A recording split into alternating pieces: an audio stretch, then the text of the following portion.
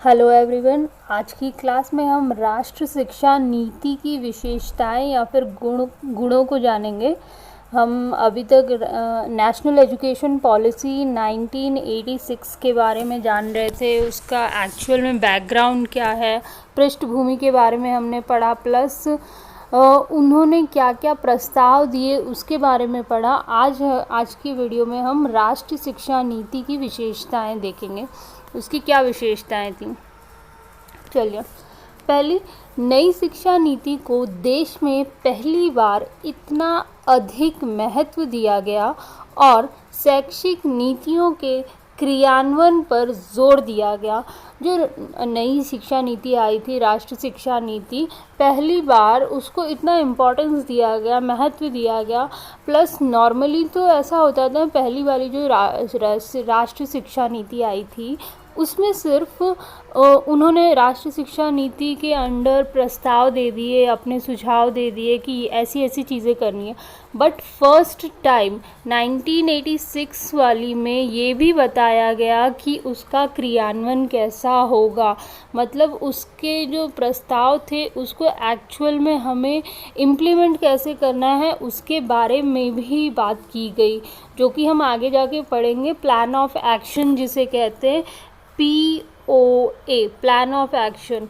तो ये जब राष्ट्रीय शिक्षा नीति ने अपने प्रस्ताव रखे कि ऐसी ऐसी चीज़ें हमें करनी है, तो आगे चल के उसने ये भी बताया कि इसका क्रियान्वयन कैसे करना है। तो दोनों बातों पे जोर दिया गया। नेक्स्ट, नई शिक्षा नीति में 10+2+ की शिक्षा संरचना को देश के प्रत्येक भाग में स्वीकार कर लिया गया।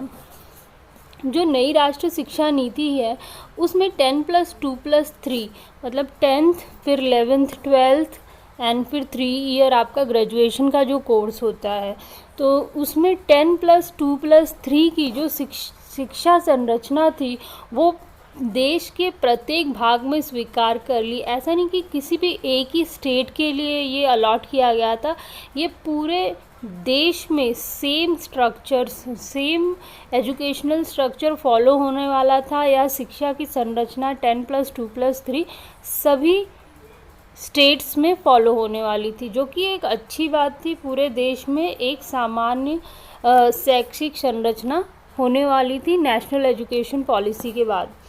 नेक्स्ट, राष्ट्रीय शिक्षा नीति के पाठ्यक्रम को राष्ट्रीय स्तर का प्रारूप दिया गया, जिससे राष्ट्रीय एकता, शांति, सहभागिता की भावना को बढ़ावा मिला। अच्छा, जैसे कि शिक्षा संरचना पूरे देश में एक थी, वैसे ही सेम पाठ्यक्रम भी पूरे देश में एक करने की बात की गई, या सामान्य पाठ्यक्रम की बात की गई, जिसकी वजह से एकता, शांति और सहभागिता की भावना को बढ़ावा मिला। नेक्स्ट, महिलाओं, अनुसूचित जातियों, अनुसूचित जनजातियों, अल्पसंख्यकों, विकलांगों तथा पिछड़े वर्ग को समान रूप से शैक्षिक सुविधाएं प्रदान करने का अवसर दिया गया। तो जितनी भी माइनॉरिटी थी या फिर जो कमज़ोर कह लीजिए, जो कमज़ोर वर्ग थे, उन सभी को समान रूप से शैक्षिक सुविधाएं प्रदान करने का अवसर दिया गया। उन्हीं सबको समान रूप से अवसर प्रदान करने की बात कही गई और उनके लिए छोटी छोटी प्लान्स एंड पॉलिसी बनाई गई। नेक्स्ट, इसमें बात की गई 1976 में संविधान में संशोधन करके शिक्षा को समवर्ती सूची में रखा गया।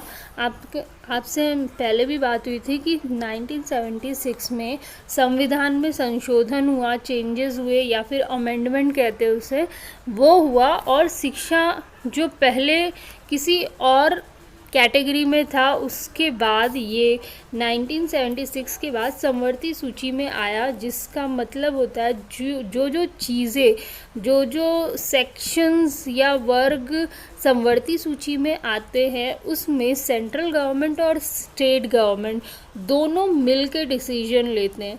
तो शिक्षा को समवर्ती सूची में लाया गया 1976 में, जिससे केंद्र सरकार की पहले से अधिक सहभागिता बढ़ी और शिक्षा के प्रत्येक स्तर उत्कृष्टता लाने का प्रयास किया गया। उत्कृष्टता मतलब लेवल बढ़ाने का या उसका जो स्तर था उसको बढ़ाने की कोशिश की गई, क्योंकि केंद्र सरकार पहले से ज़्यादा एक्टिव हो गई, इतना ज़्यादा रिस्पॉन्सिबिलिटी सेंट्रल गवर्नमेंट नहीं ले रही थी। बट शिक्षा जब से समवर्ती सूची में आ गया, सेंट्रल गवर्नमेंट ने अपनी रिस्पॉन्सिबिलिटी ली और जो लेवल था शिक्षा का उसको बढ़ाने की कोशिश की गई, उसको बढ़ाने का प्रयास किया गया। नेक्स्ट, बेरोजगारी को दूर करने के लिए तथा विश्वविद्यालय में प्रवेश की समस्या को कम करने के लिए व्यावसायिक शिक्षा पर जोर दिया गया, जिससे स्वरोजगार के प्रति एक अच्छा दृष्टिकोण विकसित हुआ।